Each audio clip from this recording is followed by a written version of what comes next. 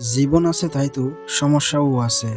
জীবনে তখন কোনো সমস্যা থাকবে না যখন জীবনটাই আর থাকবে না।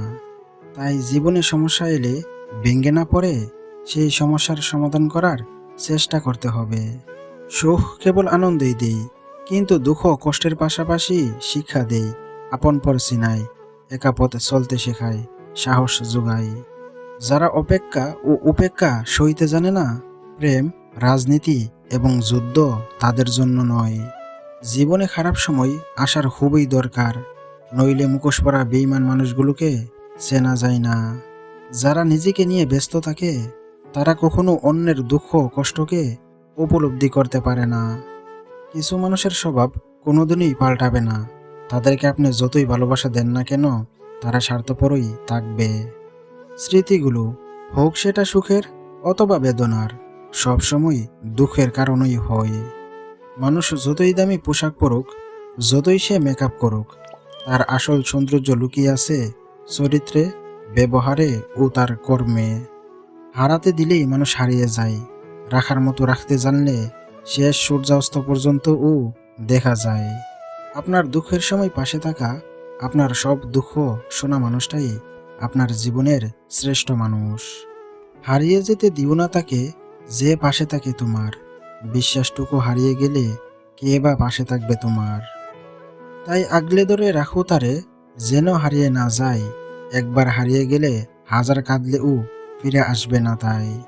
মানুষের মন কখনো ভাঙ্গে না, যেটা ভাঙ্গে সেটা হলো বিশ্বাস। একটা সময় এমন হয় যে অতি পছন্দের জিনিসগুলো হঠাৎ করে অপছন্দের তালিকায় যেতে শুরু করে। যে সত্যিই ভালোবাসে সে ঝগড়া করবে, অভিমান করবে, কিন্তু কখনোই আপনাকে ছেড়ে চলে যাবে না।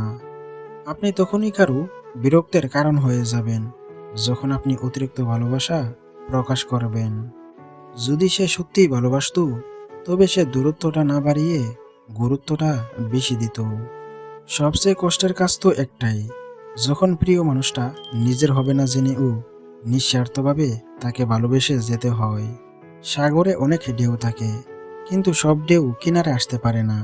ঠিক তেমনি জীবনে অনেক বন্ধুই থাকতে পারে, কিন্তু সব বন্ধু মনের মতো হতে পারে না। স্ত্রীকে কখনো তুই বলে সম্বোধন করবেন না, এটা খুব বাজে রকমের একটা অভ্যাস। স্বাভাবিকভাবে তুমি বলুন, আর যদি কখনো রেগে যান তবে আপনি বলুন। চরিত্রবান স্বামী একটা নারীর অলংকার, আর দায়িত্ববান স্ত্রী একজন স্বামীর অহংকার। কিছু বলার ছিল কি? না, কিছু না। এই কথার মাঝে অনেক কথা লুকিয়ে থাকে, যা কোনোদিনও আর বলা হয়ে ওঠে না। যন্ত্রণা সহ্য করতে করতে মানুষ একটা সময় পাথর হয়ে যায়। কষ্টটা যতই বড় হোক না কেন, একটা সময়ের পর আর আওয়াজ বের হয় না। মেয়েরা শাড়ি পরতে যতটা ভালোবাসে, তার চেয়ে বেশি ভালোবাসে শাড়ি পরে তার নিজস্ব মানুষকে দেখাতে। কাউকে কিছু বলে মন হালকা করতে চাইলে অচেনা মানুষদেরকে বলুন, কেননা চেনা মানুষরাই বেইমানি করে।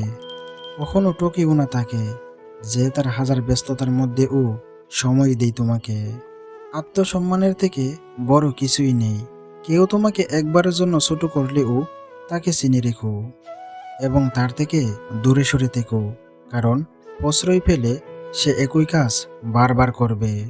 কিছু মানুষ আঘাতের পরিবর্তনে আঘাত ফিরিয়ে দিতে পারে না, তারা এক বুক অভিমান নিয়ে চিরকালের মতো দূরে সরে যায়।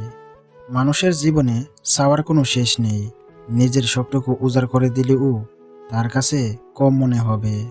তাই কাউকে ততটাই দেওয়া উচিত যতটা পাওয়ার যোগ্যতা তার আছে। মানুষ সবচেয়ে বেশি কষ্ট পায় প্রিয় মানুষগুলো কথা বলার আগ্রহ কমে যাওয়ায়। বইটির নাম ছিল সমাপ্তি। উপহাসের শেষ পাতায় লেখা ছিল, দূরত্ব মানুষকে বলে যেতে নয়, বদলাতে শেখায়। ভুল মানুষকে মূল্যায়ন করলে আপনি অবশ্যই অপমানিত হবেন এবং অবহেলিত হবেন, এটাই প্রমাণিত।